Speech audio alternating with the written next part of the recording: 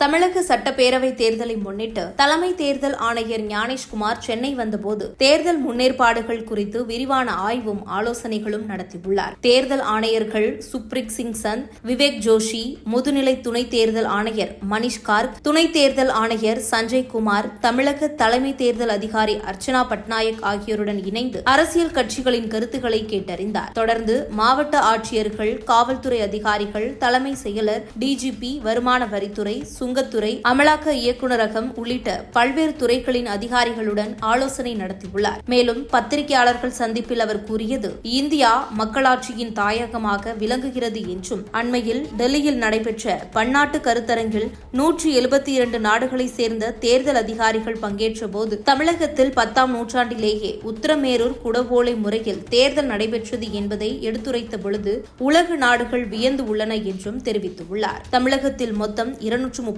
தொகுதிகள் உள்ளன. அதில் 188 பொது தொகுதிகள், 44 எஸ்சி தொகுதிகள், 2 எஸ்டி தொகுதிகள் அடங்கும் எனவும் குறிப்பிட்டுள்ளார். வாக்காளர் பட்டியல் தூய்மையாக்கும் SIR பணிகளும் தமிழகத்தில் வெற்றிகரமாக நடைபெற்றதாகவும், தகுதியான வாக்காளர்கள் நீக்கப்படாமல் தகுதி இல்லாதவர்கள் சேர்க்கப்படாமல் வெறும் 216 ஆட்சேபனை மனுக்கள் மட்டுமே வந்துள்ளன என்பதே அதன் வெற்றியை காட்டுகிறது என்றும் அவர் பாராட்டியுள்ளார். சிறப்பாக செயல்பட்ட BLO கௌரவிக்கப்பட்டதாகவும், முதன்முறையாக வாக்காளர்களுக்காக வாக்காளர் அட்டைகள் வழங்கி கௌரவிக்கப்பட்டதாகவும் தெரிவித்துள்ளார். தேர்தலின் பொழுது பண புழக்கத்தை கட்டுப்படுத்தும் சட்டங்கள் கடுமையாக அமல்படுத்தப்படும் என்றும், சட்ட விதிகளை மீறினால் பணம் பறிமுதல் செய்யப்படும் என்றும் அவர் எச்சரித்துள்ளார். வணிகர்கள் மற்றும் சிறு வணிகர்கள் சட்டப்படி அனுமதிக்கப்பட்ட வரம்புக்கு மேல் பணத்தை எடுத்து செல்லக்கூடாது எனவும் அறிவுறுத்தியுள்ளார். தமிழக அரசியல் விழிப்புணர்வு மிகுந்த மாநிலம் என்பதால் அதிக வாக்குப்பதிவு நடைபெறும் என்றும், சுதந்திரமாகவும் நியாயமாகவும் வெளிப்படைத்தன்மையாகவும் தேர்தலை நடத்துவதில் தமிழகம் புதிய சாதனைகளை படைக்கும் என்றும் அவர் வலியுறுத்தியுள்ளார். அனைத்து தேசிய மற்றும் மாநில அரசியல் கட்சிகளுடன் விரிவான கலந்துரையாடல் நடைபெற்றதாகவும், பெரும்பாலானோர் தேர்தலை ஒரே கட்டமாக நடத்த பரிந்துரைத்ததாகவும் அவர் கூறியுள்ளார். இருப்பினும் அனைத்து காரணிகளையும் பரிசீலித்த பிறகு தேர்தல் எத்தனை கட்டங்களாக நடத்தப்படும் என்பதை ஆணையம் தீர்மானிக்கும் எனவும் தெரிவித்துள்ளார்.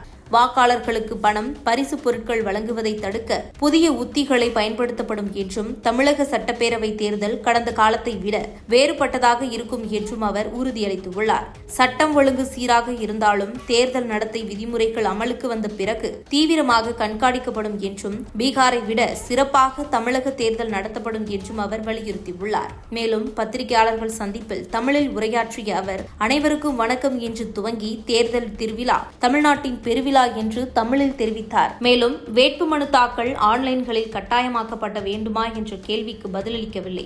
ஆன்லைன் வசதி இருந்தால் வேட்பாளர்கள் நேரில் தாக்கல் செய்வதே விரும்புகின்றனர். சட்டமும் அதைதான் அனுமதிக்கின்றது. சிறு சிரமங்கள் இருந்தாலும் ஜனநாயக திருவிழாவே முன்னுரிமை பெறும் என அவர் கூறியுள்ளார். இவ்வாறு தலைமை தேர்தல் ஆணையர் ஞானேஷ்குமார் தமிழக தேர்தல் முன்னேற்பாடுகள், வாக்காளர் பட்டியல் தூய்மையாக்கம், பணப்புழக்க கட்டுப்பாட்டு, சட்டம் ஒழுங்கு மற்றும் தேர்தல் நடத்தை விதிமுறைகள் குறித்து விரிவாக விளக்கி வரவிருக்கும் தேர்தல் சுதந்திரமாகவும் நியாயமானதாகவும் வெளிப்படைத்தன்மையாகவும் இருக்கும் என உறுதியளித்துள்ளார். இது குறித்து உங்கள் கருத்துக்களை கமெண்ட் பாக்ஸில் கமெண்ட் பண்ணுங்க.